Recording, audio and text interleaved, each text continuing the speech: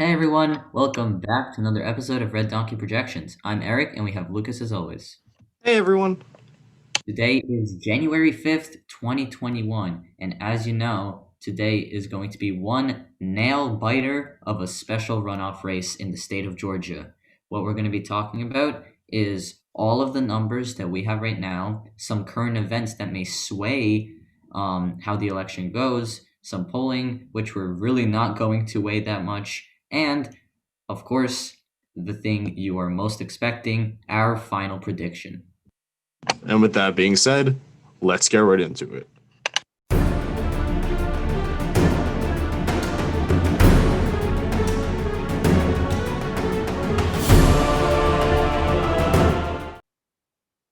So, as we said in the intro, let's start off with everyone's favorite statistic, which is polling. Um, Please, guys, take that with sarcasm. So, what we have here is a polling average. The polls that are going out of Georgia are not necessarily the most reliable. 538 does not necessarily give them good grades, but surprisingly, Ossoff and Warnock, the Democrats, have quite the lead, +4, +5. But once again, we are not going to interpret that number exactly on the dot. It may be a good sign, but once again, there have been states in the presidential election gone that have been out of the margin by more than 4 or 5 points, which is what they lead by. And once again, Georgia having a very conservative foundation and their undecided number is going to really decrease the Democratic lead.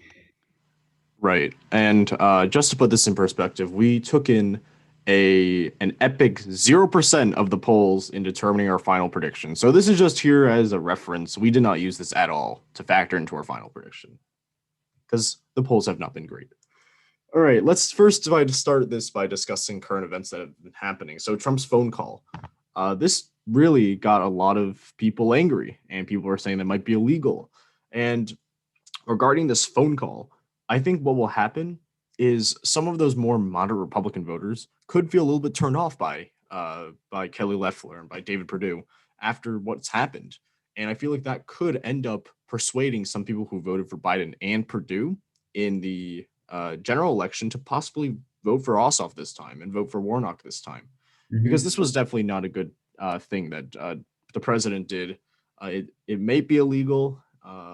We'll have to wait and see. But I think this will have the impact in that it will end up helping John Ossoff and Reverend Raphael Warnock. However, there is a good point that needs to be made that this could mobilize some of the more Trumper Republican voters.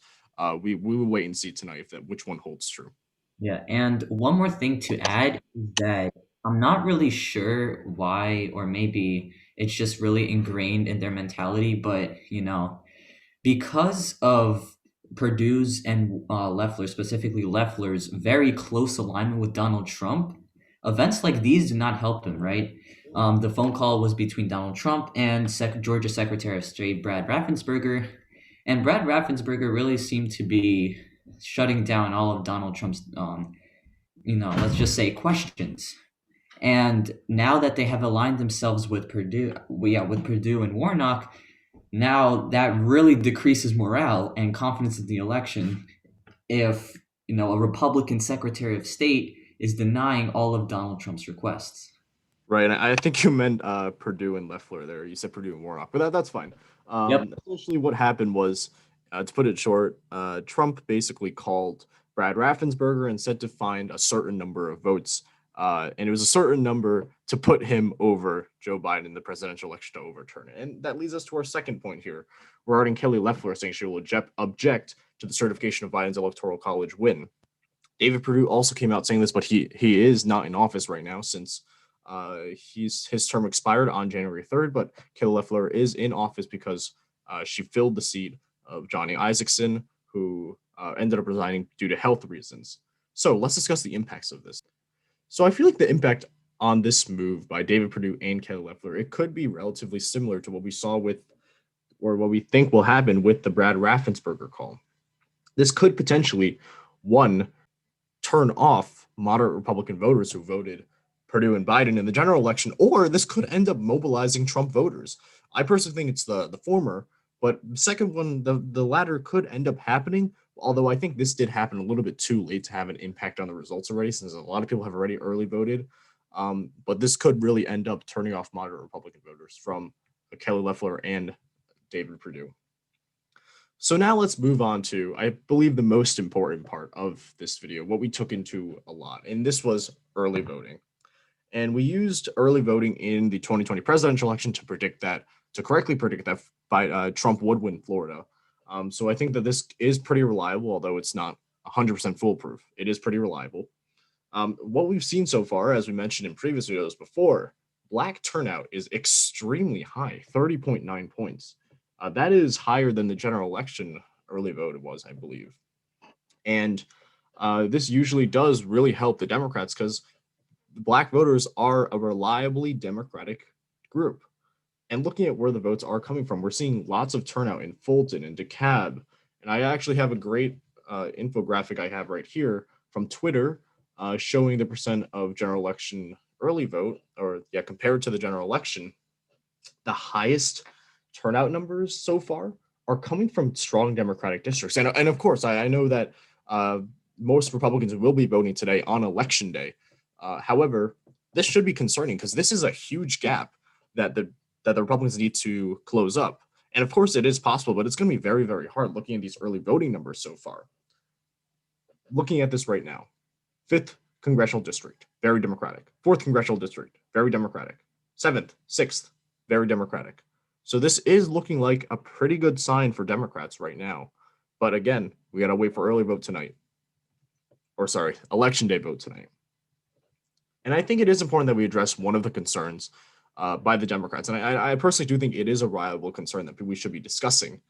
And that is the age turnout right now. And Eric, you can go ahead and discuss this. Yeah, so let's take a look at some of these numbers. These are early turnout statistics. And the section that I really want to focus on right now, which could be the greatest concern to Democrats, is the 66 and up age group.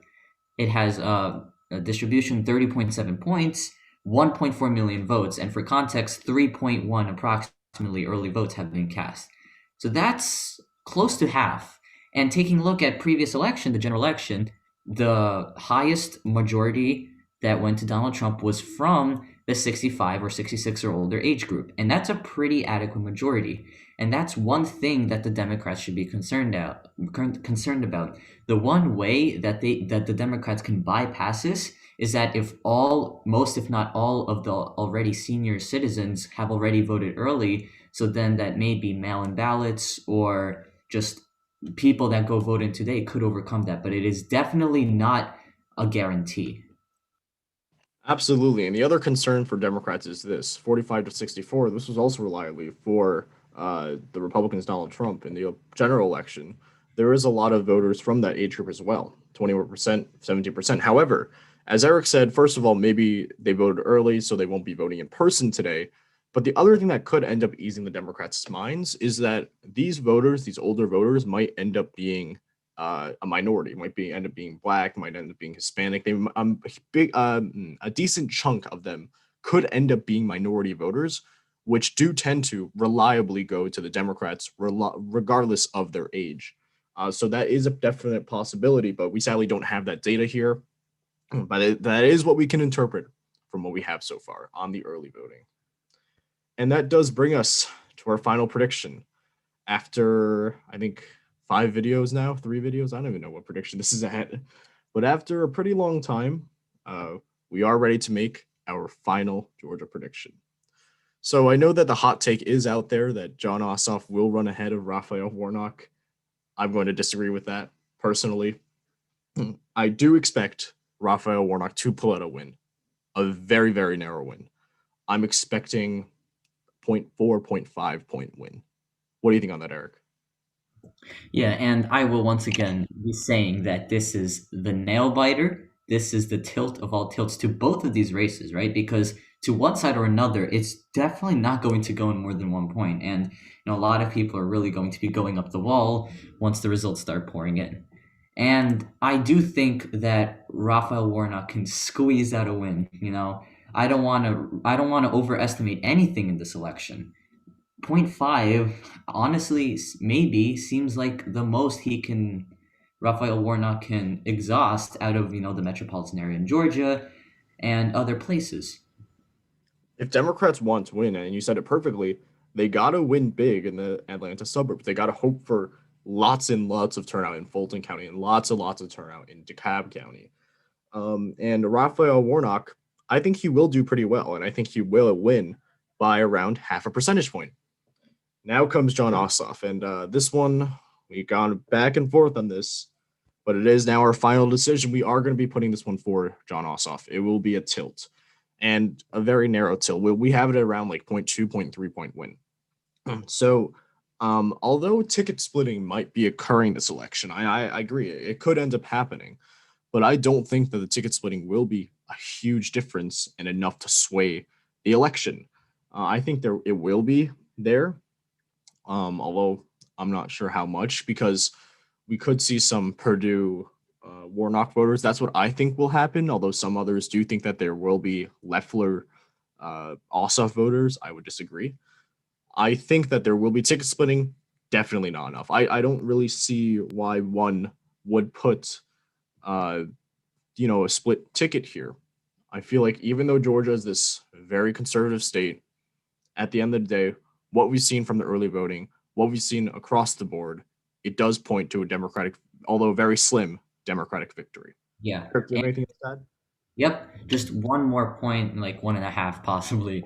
One little fact that happened is that David Perdue is off the campaign trail these past few days because of potential exposure to COVID-19. There are people such as Donald Trump who are trying to fill in his spot and campaign for him, but Perdue himself is off the campaign trail, and who knows how that might sway stuff.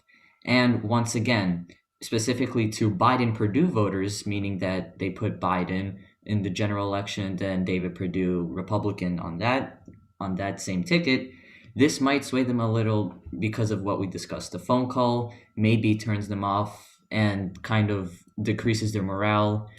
So who knows what might happen? There may be recounts, and it will be a very close race. I'm also leaning towards 0.3, 0.2, heck, maybe even 0.1. And once again, there are going to be recounts. There's going to be a lot of very tense counting, but we feel like the Democrats could merely edge out a win based on what has happened previously, based on their insider stock trading scandals, and just specifically Perdue's lack of appearance at debates, and John Ossoff's ability to really resonate with young voters and campaign well and post himself as a favorable figure on social media as well. And I agree with you on that. I think John Ossoff has run a very good campaign. And I think that even though he will be running behind Raphael Warnock, I think he will only be running behind a slight bit. And that is the end of the video for today. Thank you all so much for watching. It was great being back, making like 7 videos or 8 videos this past week and a half. If you like this video, please hit the like button. If you like our content, please hit subscribe. And we'll see you in our next episode tomorrow. See ya, and happy election viewing.